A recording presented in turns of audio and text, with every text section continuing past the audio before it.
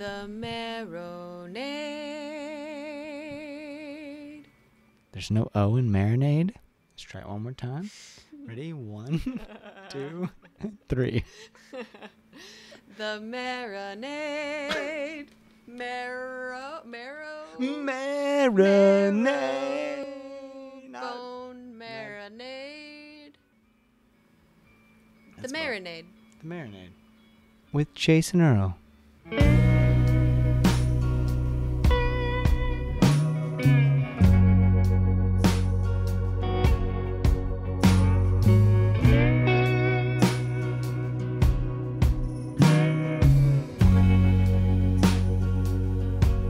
Till my knees can't bend and my arms can't hold,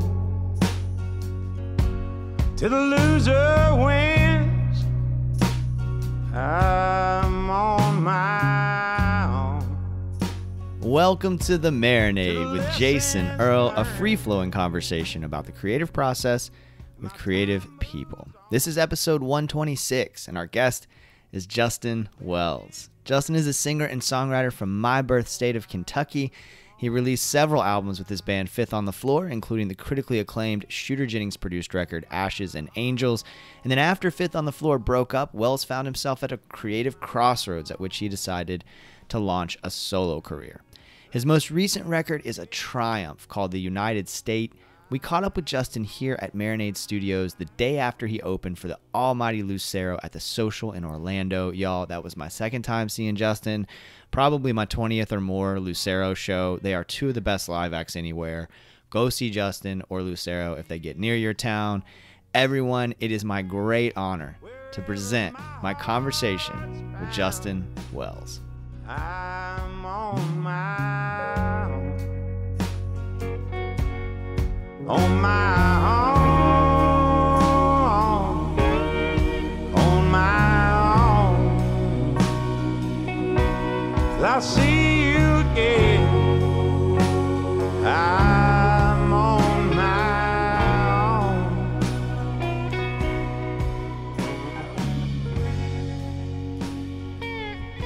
All right. So yeah, this will be episode 126. That sounds like some sort of lucky number. Yeah. I think there's got to be. It's got some numerology. Yeah. Well, buddy, thanks for doing this. Thanks for coming over. Of course, man. I think for folks listening, some context would be helpful just as how we got here, which is that I got to see you when your record, The United State, came out. Is kind of when I became hip to your music, I think. I'd known the name and I'd heard a few songs, but I wasn't I hadn't listened and wasn't a fan yet. And when that record came out, all my favorite songwriters were raving about it, and I went, okay. I think Matt Woods might have been the first person to post about it, if I remember correctly, and I was like, all right, I gotta get into this record. And then I got to see you at Americana Fest at the Commonwealth of Kentucky showcase, and there was some firepower on that lineup that day. S.G. Goodman played, and Kelsey Walden, and Bendigo Fletcher, and still you really stood out. It was just it was one of the, I go to lots of shows, man, and it was just mind-blowing to me, your presence on stage, your ability to bring people into the experience. Yeah. And on top of that, your incredible voice, just your presence in general. So I just immediately was like, this guy's special. And I'm so glad that you and I connected in this way, and that we're going to have a chance to talk about this. Cause I'm curious, if you've always had, as a kid, were you lining up your Beanie Babies and practicing? How do you have that presence? It would have been the He-Man or the Teenage Mutant Ninja Turtles. I was definitely to no surprise anybody that knows me, but I was definitely the clown kid. Okay. You know what I mean? There was definitely, my sister likes to clown me now if we watch some family videos, and it's here's Justin just standing in front of anytime the camera's on somebody else. Nope, here comes Justin. I don't know, man. Anybody, whether they like attention or not, that good feeling of making somebody laugh, getting a good laugh, or, more in our world, making somebody cry for the right reasons.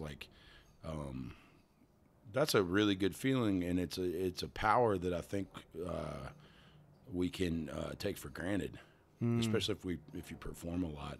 You can start taking that for granted, but and especially if you know, we're on a tour right now, and you get a couple hundred people every night, and maybe getting a response like that, it's easy to kind of not realize that for that individual, you know, that might be the time that month that they felt like that. Yeah. And so, having been on the other side of that often, and loving music and getting touched in that way, I don't know. I try to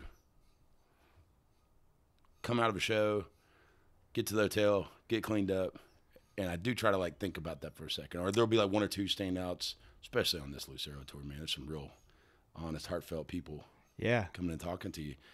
That's meaningful, man. Like, what is more meaningful in what we do than that? Right. That connection. You know, all the fanciful play and dress up is kind of not interesting to me.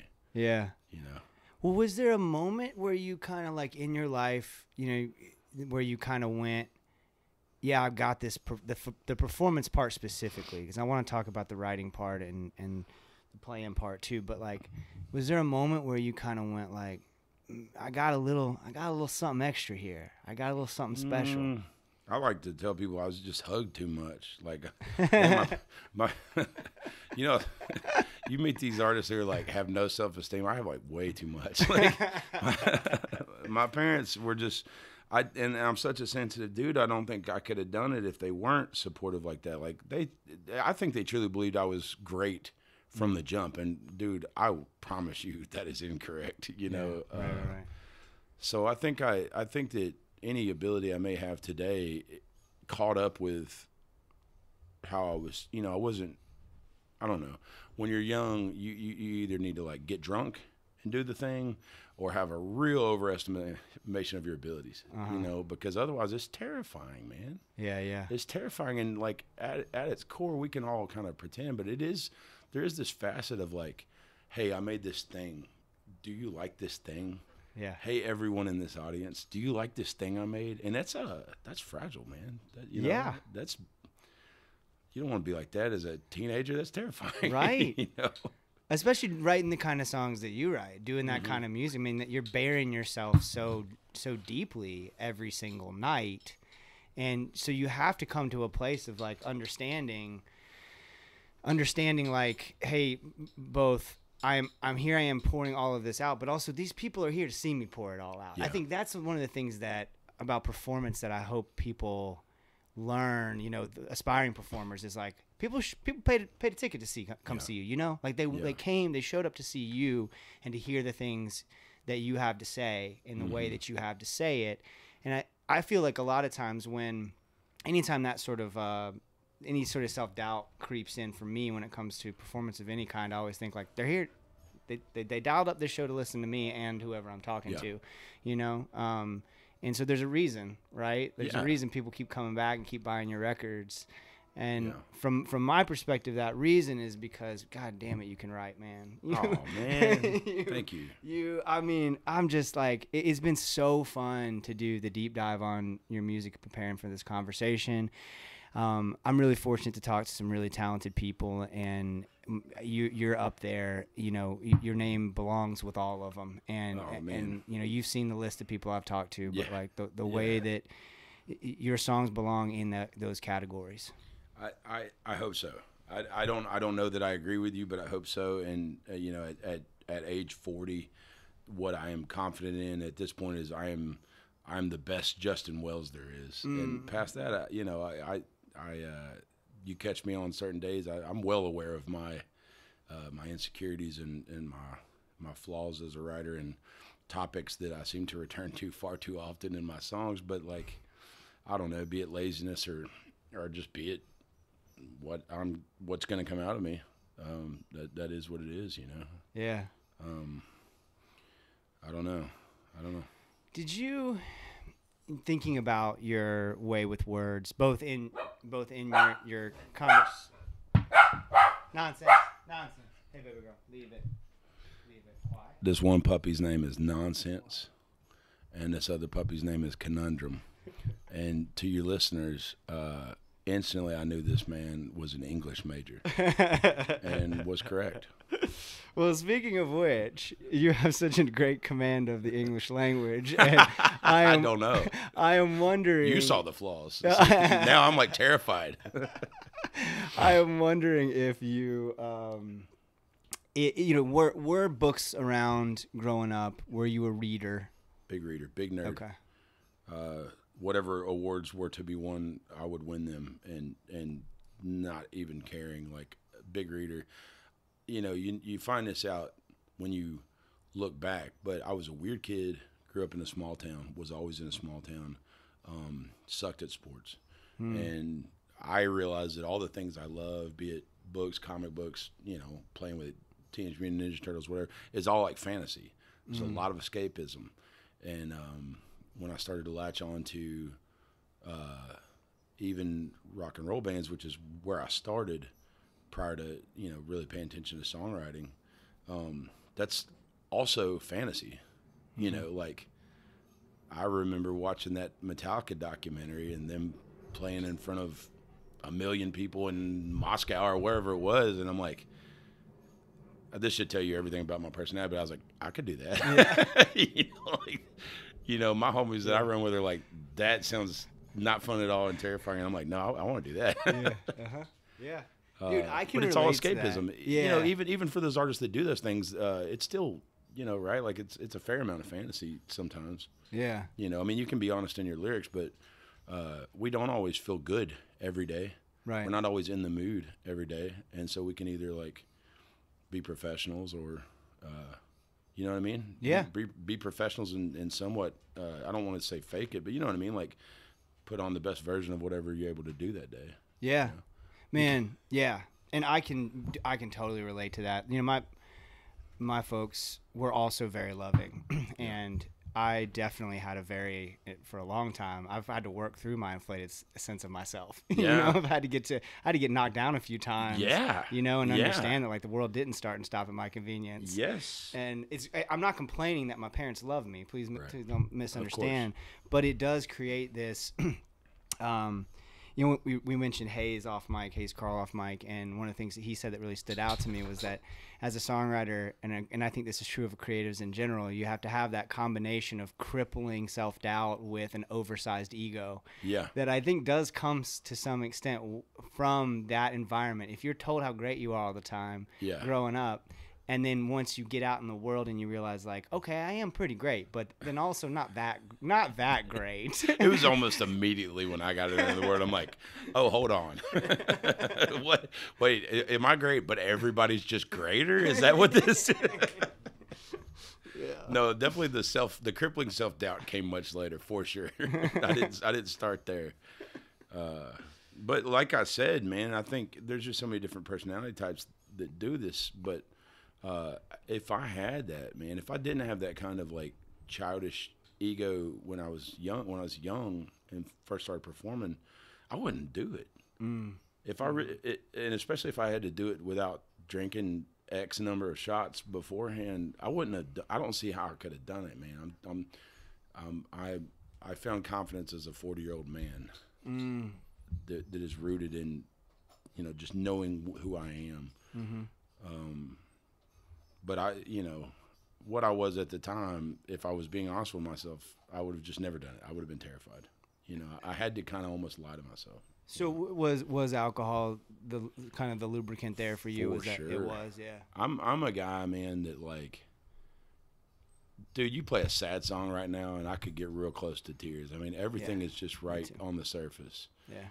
And I'm not ashamed of that, but as a performer, that can be a pain in the ass, even in your own sad songs. And so, yeah, man, it kind of dulls it. Or if you, heaven forbid, you see a couple start dancing to whatever it may be. I mean, that stuff in the moment, it can get you. But you need to play the song.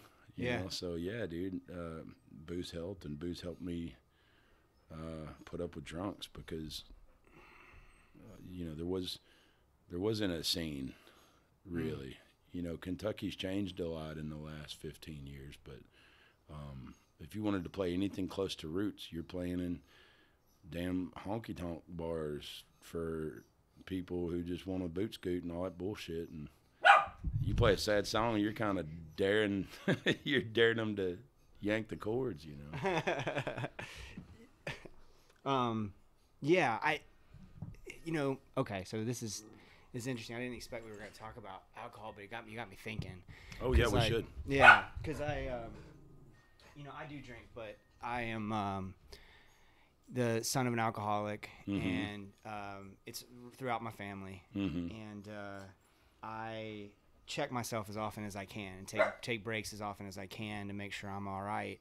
And I just recently took a break, and what was interesting to me was just how much, because I'm the same. Like I fucking watched The Last of Us, and you've been watching The Last of Us? No spoilers. Okay. But I played the video game, so man. Yeah. Get your tissue box. I'm ready. Good, man.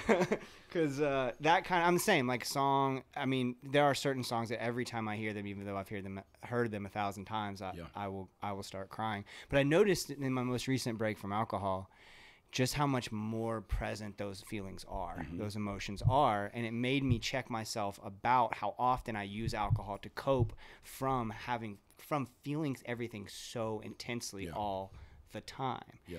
And so I'm interested in that, in your relationship with alcohol over the years, and like, sounds like you had a similar experience, that alcohol was a way to sort of like dull those senses, as you put it. Yeah. But I wasn't, to be fair, I wasn't conscious of that, like we kind of talked about. I like goofing around, like having a good time. Alcohol facilitates that for everybody. Yeah. But I wasn't aware of, outside of any sort of trying to start a career in music or whatever, I was also like had devastating heartbreak. I mean, the worst around that time. And that's really what booze was helping. Didn't know I was doing it. It's not like I was like a grizzled, bad Blake type. You know what I mean? I was just a young guy partying, and I could handle a lot of booze, and just started getting really good at drinking. It really wasn't until kind of like reflecting on all that later as a man that I'm like, oh yeah, that's because of that sensitivity. Whether I knew it or not, that was to kind of protect me, and I was I was picked on a lot as a bullied kid. I mean, like people laugh now because I'm the size I am, but I was a very, very thin guy, very weird dude. And I don't know, man. I just feel like I've kind of I had built up a thing physically and in my personality that's like, nobody's going to do that to me again kind of thing, which is goofy. It's silly. It's like harming yourself to protect yourself. That's right. Pretty well, that's the paradox of the whole thing, isn't it? Yeah. I mean, I feel like, when you're so often when people are down, and I've been guilty of this, then I put a depressant in my body. Yeah. Yeah. Like, isn't that funny? Like, I'm hurting, so I'm going to put this depressant in my body now. And that's a really, really fucked up logic. And I think also, I was thinking about it today. I was actually at Total Wine today, and I was walking, and it was packed. And it was like 1:00 in the afternoon. And I was walking around, and I was thinking about it, and I was like, man, this place, and I'm not just picking on Total Wine. This is true of our culture in general, and how much it is like, how much alcohol is encouraged and available. That Total Wine opens at 9:00 in the motherfucking morning. And alcohol specifically. Yeah. Not everything else. I mean, I think that marijuana is coming kind of somewhat into vogue, but like after 150 fucking years, like, you know what I mean? Like alcohol I have a weird relationship with this not drinking thing, because I don't really give a shit what anybody does. And I have zero judgment at all. I don't care. I feel like I explored the depths of that drug. I don't know that I left any stone unturned. So I don't feel like I'm necessarily missing out, but like, I also packed a lot of drinking into a relatively short time. But I'm with you, man. Like, and especially kind of in this world, right? Like this kind of roots derived world, booze is in so many songs. It's there, man. Yeah. And almost romanticized in ways too, And it can be romantic. Yeah, that's true. Yeah, for yeah. some. Yeah. Until it's not. Yeah. No, agreed. Do you think have you noticed a difference in the way you write or the frequency of your writing, or both, since you stopped drinking? Maybe. I don't know how much of that I can attribute to not drinking, because I never wrote drinking or stoned or anything, ever. Probably hungover, but not even necessarily with intent. I just didn't. I wrote alone and sober. Okay. I think that it'd be interesting to maybe talk to you or hear feedback from anybody, like, after this next album comes out. It's decidedly different. Yeah. And so maybe not drinking gets some of the credit for that. I don't know. Like, I set out to do that. I'm not sure. I think I'm more honest with myself as a man. I don't know, as an artist. Well, you mentioned last night on stage that just thematically it's going to be different. That you played. It was funny the way you handled it. Like you kind of deflected a little bit, I thought, and you're talking about you got love songs now, and maybe some folks aren't going to be they're not used to that necessarily as much from you. So that's interesting. If maybe that is part of it, maybe you're able to. Maybe as a writer, you're able to see the beauty in things a little bit differently, without the haze or the cloud of booze, Maybe. I think so. I think so, man. I'm not very lofty in my writing. I don't, necessarily come back from some big head trip, and it's all to me, very human, and I don't know. I like to think it's the people's language. I think about Hank Williams a lot as a writer, and that guy, they call him a hillbilly Shakespeare, and the dude was like illiterate, like functionally illiterate, and could write such prose with, there ain't no $50 words, man. You know what I mean? And that's what really like drew me to it. So I try to let that be at the center of it. But just back to your point about like specifically what's happening now, it may be not drinking. It may also be my age. It may also be my kids are getting older. I'm full of a different kind of piss and vinegar. And I don't have to. I don't know. I don't have to like necessarily mask it with some boisterous bullshit. Yeah. Okay, that's beautiful, man. The songs that you did play last night, there was one. I don't have the proper notebook on me right now, but there was one that you told us was going to be real long, and you I don't think you even had a title for it necessarily, but it was great, and it slayed. Oh, thank you, man. Absolutely slayed the room too, man. I was out in there, I was feeling it, Well, me and Adam, Adam Lee, my tour manager. I shouldn't refer to him as such. Adam Lee is an artist and like one of the finest, and like I'm privileged to travel with him. He's my best friend and a great dude, but like as a best friend, he'll tell it like it is, and he'd be like, "Hey man, open on this 45-minute Lucero. We don't need to play that 7-minute opus that you're so stoked about. You could maybe just save that for another time." And you were like, "Fuck you, Adam. Here it comes." Part that and part Ben really likes this song of mine, and cool. these series of not that song specifically, this different song, but these songs are a series of songs that like kind of tell the story, like one on each album I've put out, and so I've kind of like peppered different nights with the other ones too. Okay. Just because I want to. Too much temptation. Did you get them? Did you scare them off? You did a good job. I thought you did a great job. Yeah. If I was that dog, I wouldn't have come on your street no more. I wouldn't have. You rascal. Okay, so what is that story that runs through your records? It's singly as much as I can figure, because I didn't set out to do it, but what I realized on the second one. And so this one would be the sixth one. Okay. That I started writing the story song, which I don't write a lot of. It's usually first person. And I started writing the story song, and I realized at a certain point in writing it that I was writing the same character from a song on the previous record. And a couple times since then, I sat out, okay, I'm gonna do the third one, I'm gonna do the fourth one. And then I was like, this is very self-serving. I'm not going to do it anymore. But then I'd start writing a song, and I'm like, man, this is the same guy. This is that guy again.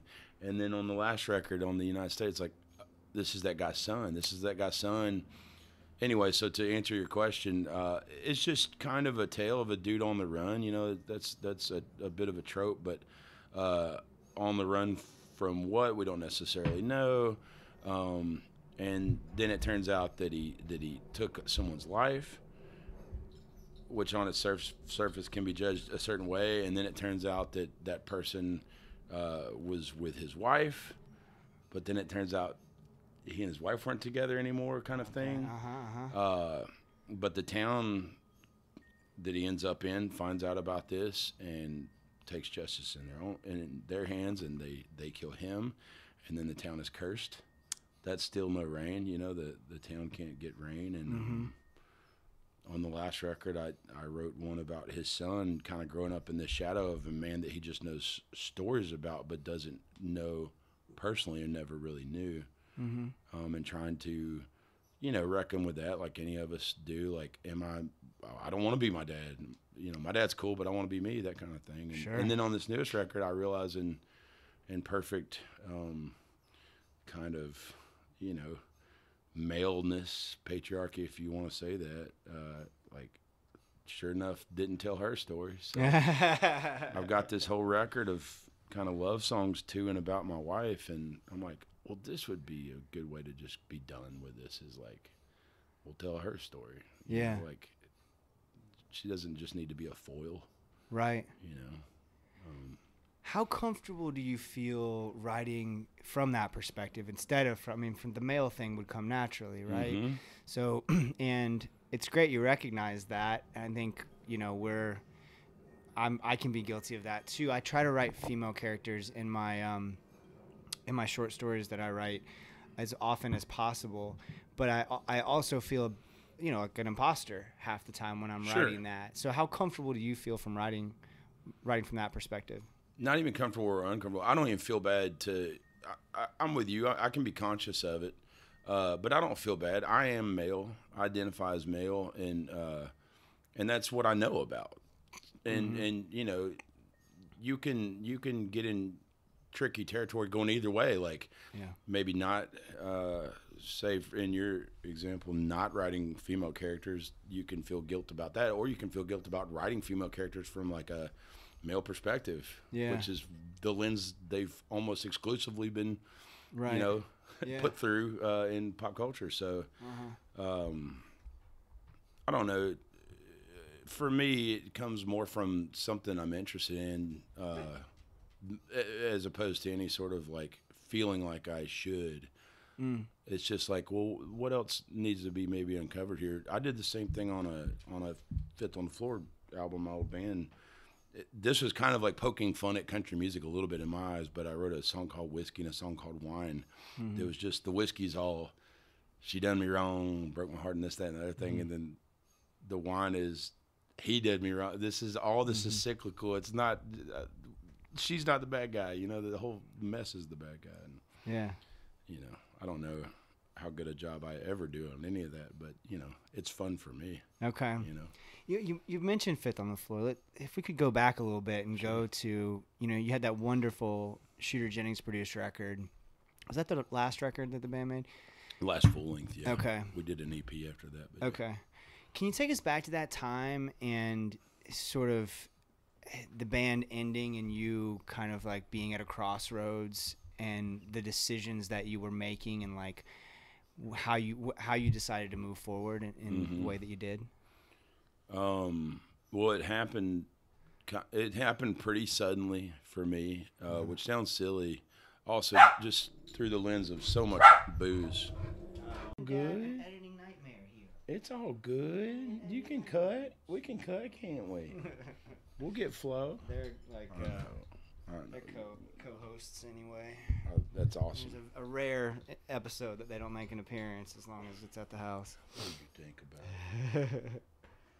All right, ask me that again. Okay, yeah, no sweat. All right, so my question was, when you think about Fifth on the Floor and how, like, as it's you got this incredible record that comes out, and then as the band is breaking up and you're thinking about, you know, what your next step is going to be, Yeah. you know, and sort of like what you were processing at that time and like what that decision-making process looked like. And then right before this guy here who's mauling you with love, Mauling me started, with love. I love that. I'm going to use that. started barking, you were saying that it happened kind of fast or suddenly, and that you should have seen it coming, but you maybe Yeah, kind of like every breakup ever in my life. Like the signs were there, I just wasn't seeing them. You know, man, it was a band of brothers. It ended probably when it should have. I took it hard. I'm sure the homies took it hard, but it was probably the right thing to do. And what was happening in my personal life at the time is I just become a father to twin girls, and you know, certainly felt my sense of duty to them. You know, as we discussed, I've got a great father. Like, I don't have an excuse. And so I wanted to provide, and you know, Fifth on the Floor, whatever we attained, we did not attain much sustainable income. As I said, like, Kentucky was different then. It wasn't a genre. Yeah. That's interesting. That's something I hadn't really thought about. Like, there are so many Kentucky artists now that are getting their just due. I mean, I was just talking to somebody the other day about it. I started rattling off names. Yep. And was just like, it's what a well of just incredible talent. I mean, I got both those S.G. Goodman records over there, and she's so good. She's so fucking good, man. She's so good. I met her and got hip to her at that Americana Fest thing. Mm-hmm. This is a story I like telling, but it makes me look like an asshole. I knew Kelsey Walden was on. SG had gotten added to that. She wasn't on the original bill, and I've known Kelsey for a long time. But I was packing up my guitar, you know, quite a bit away from the basement, but within eyesight. And SG gets up there, didn't know SG was on the bill, didn't know who SG was.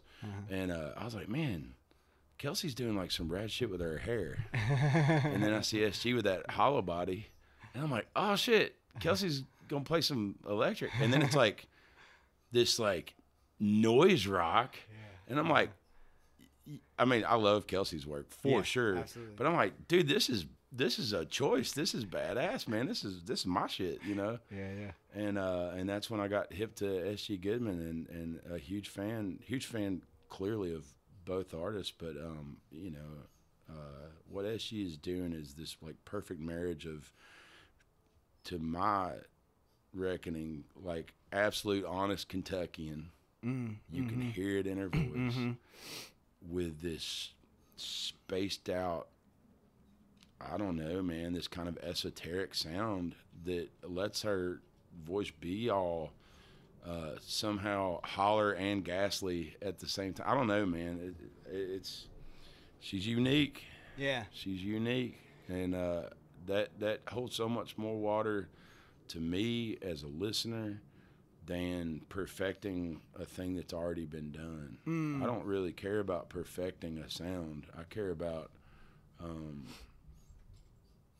you sounding like yourself, and what do you have to kind of add to the patchwork, you know? Well, let me throw a compliment to you then on that, and that is that, you know, when I listen to your discography, every single record seems like you're reinventing yourself. It's still the essence is still there, but it's not like I'm just getting a repackaged. I don't want to do that. Yeah. Well, this is a discussion we have, my producer and I, and other interested parties. Anytime, I'm not going to just do a volume 2 of a thing. I don't have any interest in doing that.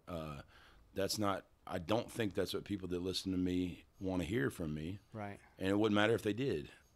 You know, if I'm not interested in it, I'm really bad at faking it. Yeah. You know, and I definitely well-worn paths. That ain't me, man. Yeah. Yeah.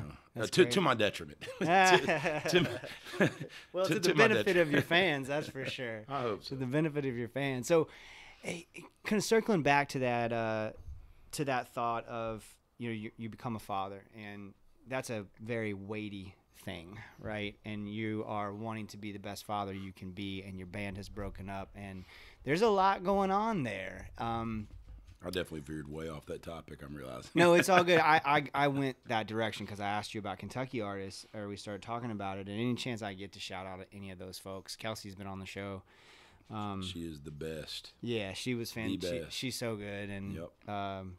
That talk was special. It was on my birthday, and she was opening for John Prine here in town. Good Lord. Just a couple months before John passed. Good Lord. And so you can hear, if folks are just now listening and you haven't heard that episode, go back and listen to it. We stopped because we were in a dressing room and John was sound checking, and you could hear him sound checking. And so on the recording, you can hear one of his last sound checks ever. You can hear, like, we stopped talking and just I put the microphone out to kind of. Oh my God! It was chills thinking about it, right? Yeah, me too. Just you saying it. Just an unbelievable experience. What a blessing. Yeah, yeah. So I got to follow that. Jesus. Yeah. No pressure, man. No pressure. But when you're making that decision, so as you're thinking about that, was there a part of you that was kind of like, was there ever a part of you that was like, all right, maybe I'll just, this music thing, I'll still put out records, you know, I'll still do whatever, but maybe I just need to get like a desk job or whatever. I mean, you're kind of like giving me more credit than, you know, you're ascribing more intent to, you know, to even say anything I was doing around that time was choices is like giving me a lot of credit because what I definitely was, you know, I've got this psychology degree, this 4-year psychology degree. Ain't getting a job with that. Yeah. And this music thing that I felt like I'd built up to a thing, but broke for it, penniless for it. And, you know, I was looking at the Toyota factory, you know, that's where Dad had retired from. And I'm sure he had an in. And if I just cut my hair, I'd probably be, you know, all right. And like, this is, people were probably tired of hearing about it, but it always comes back to my wife. She's always the rock. And she said the words to me, if you quit, you're teaching our daughters how to quit their dreams. Oh my God. And I'm like, well, that gauntlet is thrown down, ma'am. You know, like how now I have no choice. And also I better not screw this up. Like, that's just go ahead and throw that weight on me if you would. But I'm glad she did. You know, 'cause I'm not good at anything else. Well, man, it's great that you have her on something. You mentioned her last night too, and it's so great to have somebody that is not only calling you on your shit to some extent, but like to every extent, but supporting. You know, to have somebody who's we when you first walked in, you noticed my partner's art. For us to have each other is so important because you need somebody when you're making stuff. You need somebody in your life who believes in you in that way and who is encouraging you to continue to make that stuff. And not everybody is willing to, especially when you got kids involved and you're not exactly like you said, it wasn't like the band was well respected, but if you're not making a lot of money at that time, it was a different time. You know, So that's what a gift, you know, to have someone like that in your life that you have in your wife. That thinking led to this record that I'm about to put out, and you know, I'm sure I'll be talking about it ad nauseum. But it was thinking on as I was forced during the pandemic to be home, and you know, seeing maybe midlife creeping up and having a lot of questions about what the future is going to look like. And stopping drinking and dealing with some fears, etc. Realizing that all this like credit that we, a lot of us performing artists, I think crave like a drug, this like affirmation of like people hollering at a show or whatever. And meanwhile, as you said, my partner, my wife, really deserves the lion's share of the credit for the behind the scenes, and she's not even involved in the business, and she doesn't handle my business. That'd be the worst thing that ever happened to me or her. You know, we do good, but you know what I mean, like the behind the scenes people. I mean, like when I went from the band to this kind of solo thing, it still rang hollow to me that here are about 15 to 20 artists involved in my first record, which was fairly bare bones, and there's 20 people involved, and that's supposed to be my solo debut with just my name on it. Then similarly, like to this day, you know, my wife was my therapist, man. You know, my wife was listening when I needed her to, and not listening when, you know what I mean? Like giving me what I needed, whether I needed it or not. And her name ain't ever on the marquee, man. Right. And that's bullshit. Right. And every artist knows that's bullshit. Be it their mother, their father, their children, their dog. Yeah. We're like snatching up all the credit, and it's goofy, man. It's kind of goofy. Like, we're just the one jumping in front of the home video saying, "Look at me," and there's 20 other people in the picture, man. Yeah. You know, that it just seems unfair, doesn't it? It does seem unfair. I think you do a good job, from what I've experienced, though, of making sure people hear that. You talked a couple of times last night about your wife and your kids. Yeah. You shouted out Adam last night as well, even if it was that's my dude, man. In just a bit, but you were. Well, he deserves to get busted up. He busts me up plenty. Man, for folks listening, by the time this comes out, hopefully it won't be too buried on your Instagram, but that over breakfast or lunch or whatever, where he was like, I don't know what town we're going to. I don't know. That was if fun. that anger seemed like an act, it was, and I was getting on his nerves, man. But that's why we get along. All right. Well, I do want to switch gears a little bit because, dude, last night I had so much damn fun. Oh man, good. Those guys, dude. Like this culture that they have fostered. Yeah. It is a goodwill. I mean, besides that dude that rushed the stage, whatever the hell that was about. But, I don't know what that was about, but it was. Cocaine's a hell of a drug, bud. Yeah. So for folks listening, Justin opened for Lucero last night at the Social here in Orlando, and it just like the whole night was perfect. I mean, just like absolutely, your set was killer, and the Lucero boys. That's probably my 30th Lucero show at this point. I don't know. I've seen them a lot since 2000. 2006 was my first.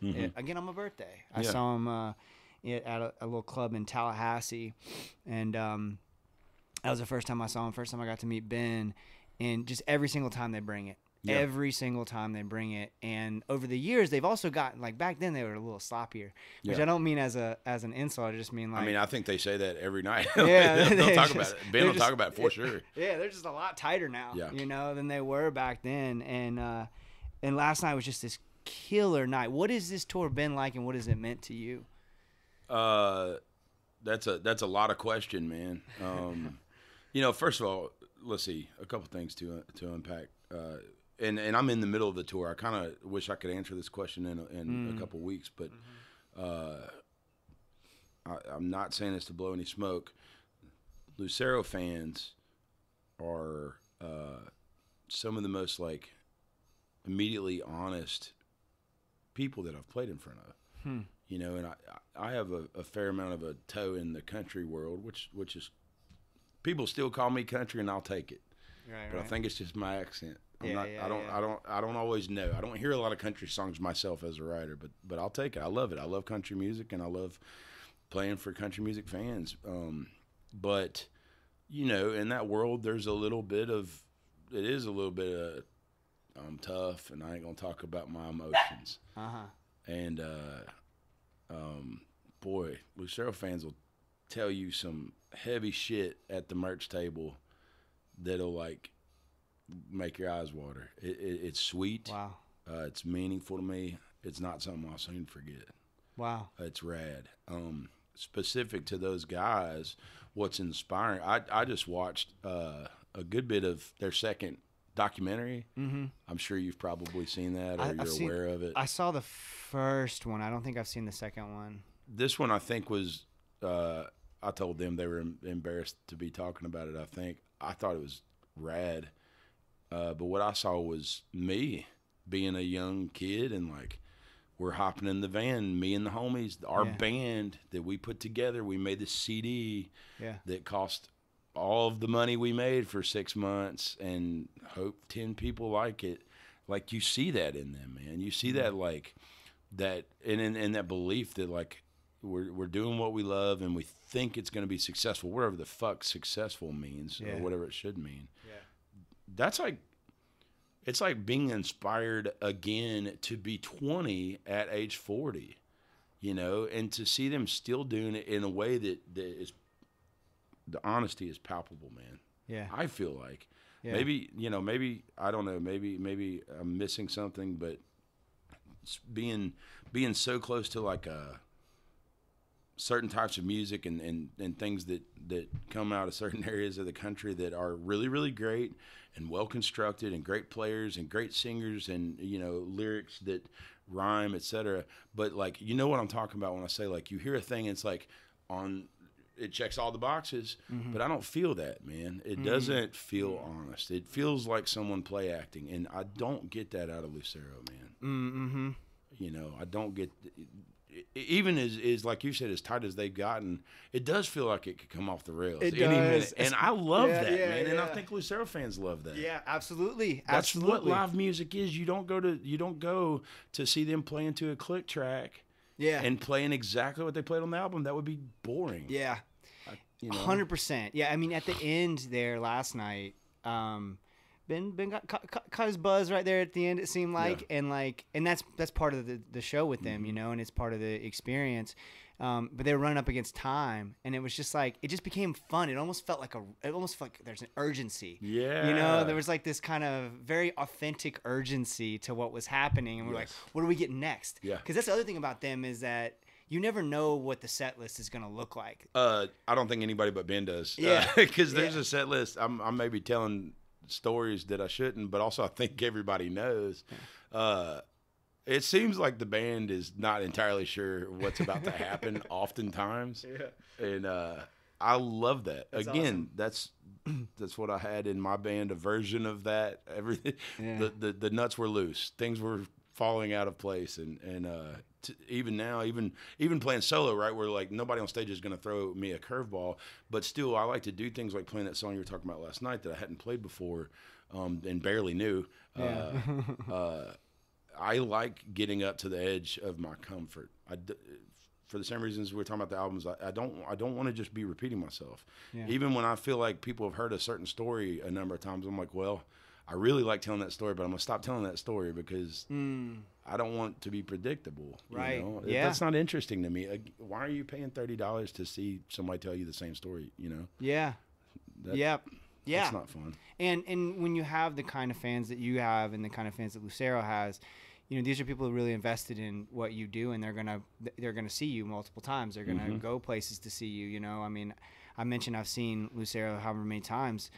I mean, I can't count how many venues I've seen them at. You know, and cities I've seen them in, especially in Florida. They're real generous to Florida, which I really appreciate as a huge fan of theirs. I mean, y'all are doing like five like half this tour for like Florida. Yeah. I know, and it's been a long time since I've been to Florida, so I'm that's great, stoked man. to be back. Well, hopefully it's not too long the next time. I want to hear this new record whenever that's coming out. Me too, man. So earlier off mic before we got started, we were talking about Hayes Carl. You said you had like a chance to hang out with him. You might have a story. This is great. Yeah, I said I was going to tell an embarrassing story, and you said, wait till we're recording. I used to run around with a guy named Blake Judd in Kentucky, and he made music videos for my band. In fact, I got to email him back. But he did all the old Fifth on the Floor music videos, and he's gone on to do like, I mean, everybody, man. He did like a Marilyn Manson thing. He's done a lot of Shooter Jennings. Oh, wow. And he did the music video, Corb Lund's song, pretty sure it's called Bible on the Dash. And Hayes Carl is a feature on it. Probably co-wrote it, I think, because they're boys. And anyway, in fact, we'd just done our album release in Lexington with Shooter and all them, big party, blah, blah. And the next day, Blake's like, hey, dude, I'm going down to Nashville to shoot this video for Bible on the Dash. You want to come hang? Hayes Carl's on it. He knew I was a big Hayes Carl fan. Yeah. And I'm like, fuck yeah, bud. Definitely going to do that. We went down there that night, you know, partied way too hard. And then, like, call was like, whatever time it was. If it was 8 a.m., I must have been up to 6 a.m. I was a wreck in the way that only a young man can be. You know what I mean? It'd kill me now. But we spent a couple days around Hayes, and when I first met him, I had this T-shirt on. I'll be damned if I can think of the band name, but it's a band out of Texas. And anyway, they had covered one of his songs, and somebody had given me that shirt. I'd never seen that band, never heard of them. Like somebody who knew that I was stoked on Hayes or whatever, giving me the shirt, whatever. Anyway, so I knew they'd cover that song, whatever. I'm wearing that shirt when I meet Hayes, right, and I'm trying to not like be a fanboy. Yeah. And whatever their name was, call them the Hammonds or whatever. I don't know what the band's name was, but I'm wearing the Hammonds shirt or whatever, and Hayes like, oh, those guys, yeah, they covered one of my songs, and right there in the moment, I was like, oh, shit, does he think I wore this shirt to like show him I'm cool? And then I'm like, and I just put on a damn shirt, but then I made it so much less cool by saying, oh, no, somebody gave me this, like trying to be cool. I was just an absolute asshole, and we barely spoke after that. So Hayes, if you ever hear this, I suck. I'm sorry, but well, Hayes listens to the show sometimes. He told me so. So if Hayes, if you're listening, and also that band, I forget your name, but I'm sorry I threw you under the bus too. You were innocent. You're innocent in my insecurity. Oh, that's great, man. If you look back on your career to date, right, you got a lot left in you, but if you look at where you are now and looking back, if somebody was making a documentary about your musical career, what are like 2 or 3 scenes that would have to be, obviously you making an ass of yourself in front of Hayes Carl would be one, right? Yeah. Opening. Cold open. Yep. Cold just open. me doing it. Yeah. Yeah. Good actors. But what are some 2 or 3 kind of scenes that would have to be included in the documentary of your career? Jesus Christ.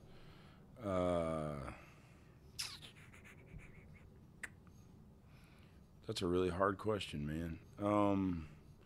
I don't know. Like, you gravitate in your mind towards the accomplishments that you're supposed to like put in your bio. Like, I played with this guy or that guy or the other thing.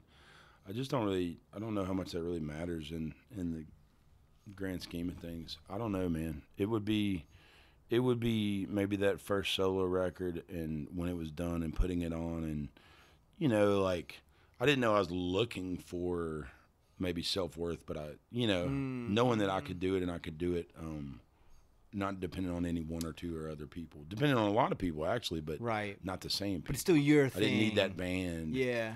That I was able to create things that maybe had worth, at least in my mind, without that band. You know what I mean? Which is not a slag to them. Love those dudes, but you want to. I don't know, man. I don't know that I can answer that. I think I'd like to answer that when I'm on death's door and can look back, because I really feel like I'm in the midst of doing the best I've ever done. Yeah. Right now.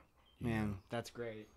You talking about death's door, we always get heavy on existence at some point.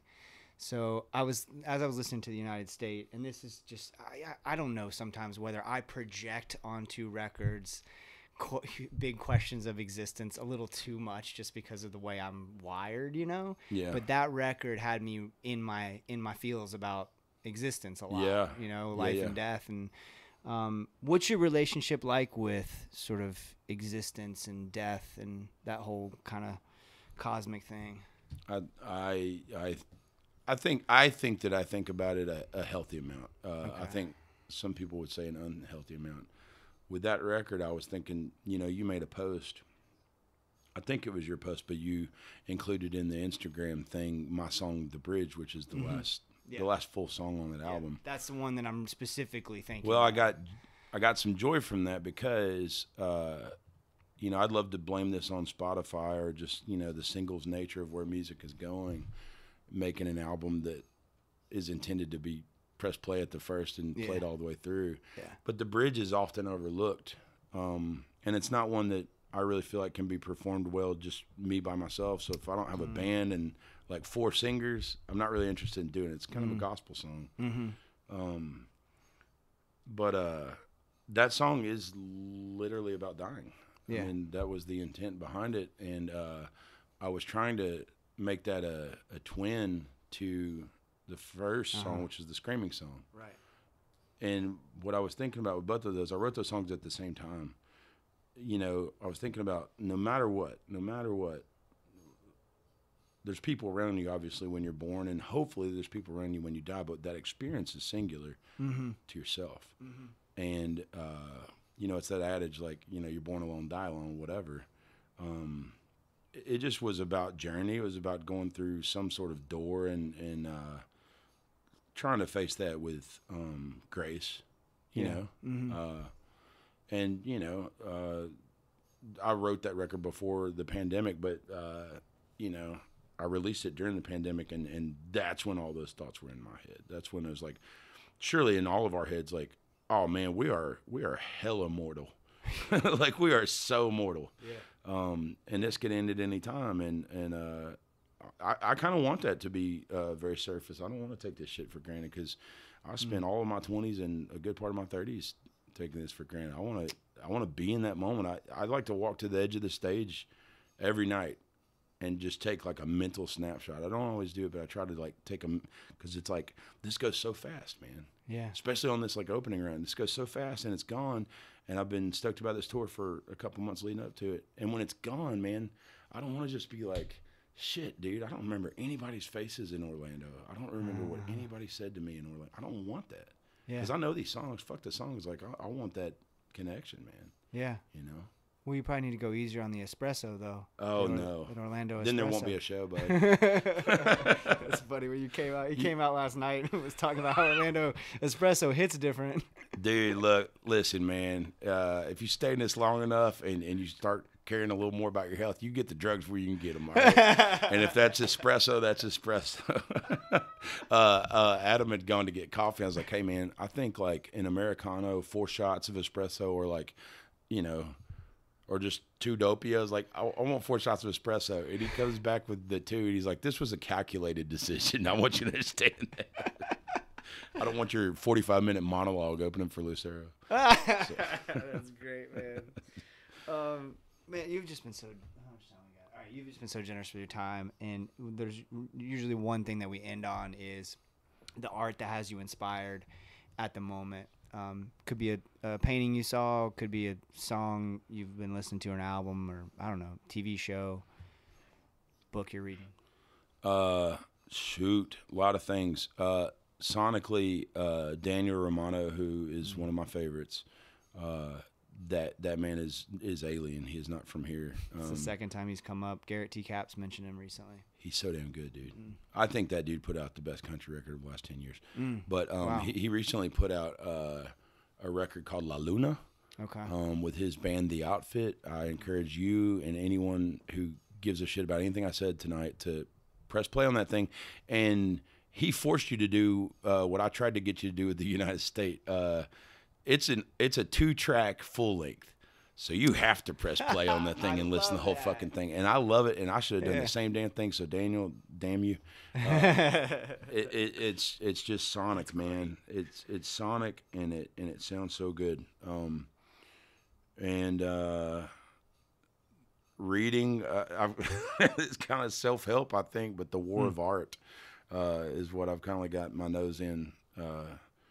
That's an Adam Lee recommendation, and it's just getting out of our own way as creators. It's a very practical look at we get lofty, man. Yeah. We ascribe so much more meaning and intent to what we do sometimes, when I think really ultimately we are kind of just channeling something else. And I'm not saying that in any mystical way. You know, there's probably, I'm sure, a scientific DMT reason for it or something, but we should just be glad to be here and kick out whatever we kick out. Well, dude, you were talking about Hank Williams Sr. earlier, and I had the great honor of having Daryl Scott on my show. I know, it was incredible. And again, no pressure, buddy. Right. I mean, tell me this after. We haven't gotten into Todd Snyder, but his book, dude. Todd's book. You read that? I haven't read it. Everybody recommends it, and I don't know how. When I interviewed him, I didn't think to read it. You know. I'll tell a story from that book when you're done with so but anyway, the Daryl Scott conversation, I asked him that question about Hank, because I was just like, he was like 28 or something when he died. 29. 29, something crazy like 29 years old, and wrote the songbook, bud. Unbelievable. It's crazy. And I was just, and he was, Daryl kind of said, I'm paraphrasing him, but he kind of said like there was just something kind of cosmic going on. There was something kind of, you can't really explain it. You can't really explain how he was able to do all those things at that time, and having all the demons that he had and all that stuff, and still to be that prolific too. Like he wrote a bunch of songs in his young life that are, every damn one of them is classic. Yeah. Yes. Yeah. The weakest among them. Yeah. It's frustrating. I think you see certain artists with grace. I won't name any, I don't think, but I do have some in mind that recognize that, and if they stay in their careers, and some of them just walk away, which is also pretty sexy. Yeah. That's kind of cool. Like, I don't think I'm doing the thing anymore. But some of them too are like, well, I did that thing, and then I'm gonna try these other things or whatever, and they might not ever be as good as that. But I know that came when that came because of where I was, what I was, who I was, whatever, and I shall not tarnish that by even attempting to repeat it. Yeah. Because it ain't there no more. I don't know, man. I'm into that. That takes something else too. That takes, it's brave. Yeah, it's really like, hey, brave. I'm going to stack up a catalog, and I'm going to do my best, but I'm not going to try to chase that thing. Yeah. I'm not making that no more. Yeah.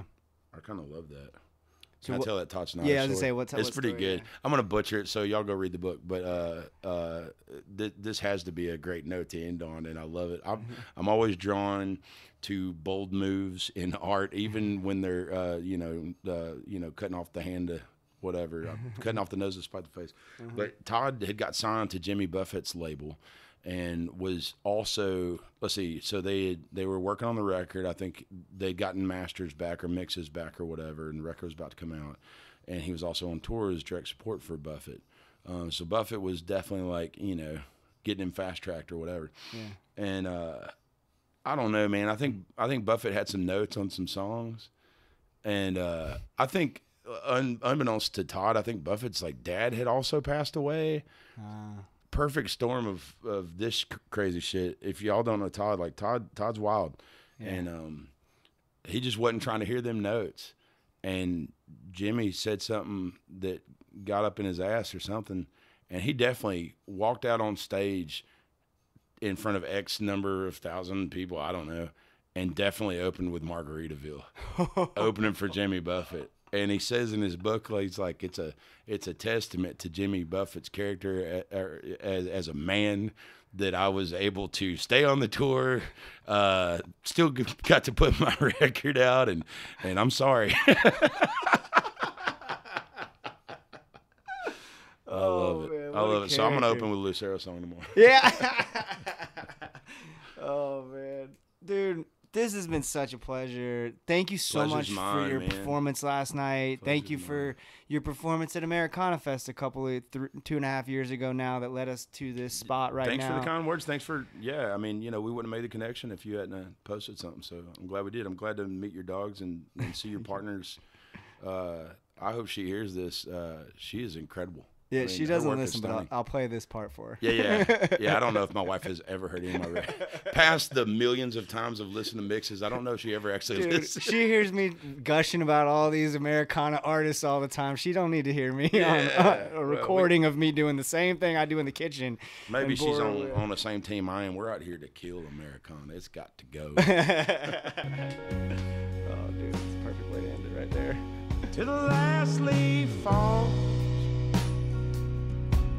till the bridge goes cold, till my beat is called, Lord, I'm on my own, on my own, on my own. Justin Wells, y'all. Thank you so much, Justin. Thank all of you for listening. JustinWellsMusic.com for all things Justin, including some very cool merch and physical copies of his wonderful records. Not only are the songs great, but the guy is so kind and beloved by fans and peers alike. This was another situation where everyone involved with the guest was just the best. Shout out to Adam Lee for helping make this conversation happen. Check out his great records as well. The song you're hearing in this episode is The Bridge off of the United State. I'm telling y'all, if you're not familiar with that record, get familiar. If you are, give it a spin right now. MarinadePodcast.com for all things The Marinade, including written pieces, photography, our online store, and more. Follow us on Instagram, TikTok, Spoutable. We're on Spoutable now, which is pretty cool. If you're not familiar, it's like a Twitter alternative. So far, so good with that. And we're still on Twitter and very active there as well. So give us a follow on all those channels. Subscribe and give us a 5-star rating on your podcast app. Tell a friend about the show. These are all free ways to support The Marinade, and we really appreciate that. If you really like what we're doing and can swing it, please consider joining our Patreon community, where for just a few bucks a month, you can gain access to Patreon-exclusive content like our show Jason's Journey, where I talk about the moments that shape my creative life and provide a window into the process of making The Marinade. We have a brand new monthly show called What We're Getting Down On, which is a conversation between myself and my great friend Peter Haroldson. The first episode's available for free at patreon.com/Marinade Podcast, and it's also in our normal Marinade podcast feed wherever you listen to us. Episode 2 is now available exclusively on Patreon. We are having a blast making this show, y'all. And check it out if you can swing it. What We're Getting Down On.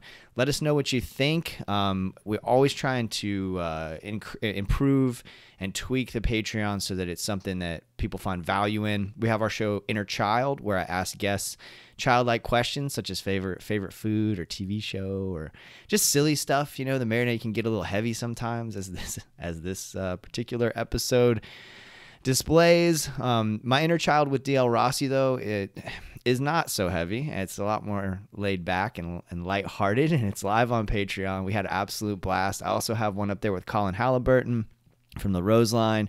Patreon.com/Marinade Podcast if you're interested and can swing it. If you want to support the show financially, but you don't want to commit to a monthly subscription, you can Venmo or PayPal us just at The Marinade. All the money goes right back into making the show. That means saving up to cover festivals for the most part. We have been invited to so many cool events, and we got to figure out how to pay for those things. This is going to shock you, but being a teacher in Florida doesn't necessarily provide me with the means to just up and go to a festival whenever I feel like it. So I'm thankful for everybody on the Patreon that helps to fund those things. But above all, we're just so thankful for each of you who listen and spread the word about The Marinade. Y'all, we have Sammy K coming up next week. I got to talk with Sammy, and it was a hell of a conversation. He's an incredible songwriter and just a dear, sweet guy. And then I've got another very cool surprise coming up that I put up on the Patreon, but I can't share here yet because it's not done. But another very cool surprise on the way. So we're at like a once-a-week clip. I've been trying to pour myself into this work, and I'm really enjoying it. It's giving me... I was reflecting after that Sammy episode, and I said something about this on Instagram. The show, The Marinade, just continues to give and give to me. It has enhanced my life in so many ways, and I'm just incredibly thankful to all of y'all who listen, to all of y'all who spread the word. Until next time, go out and create something. Cheers, y'all.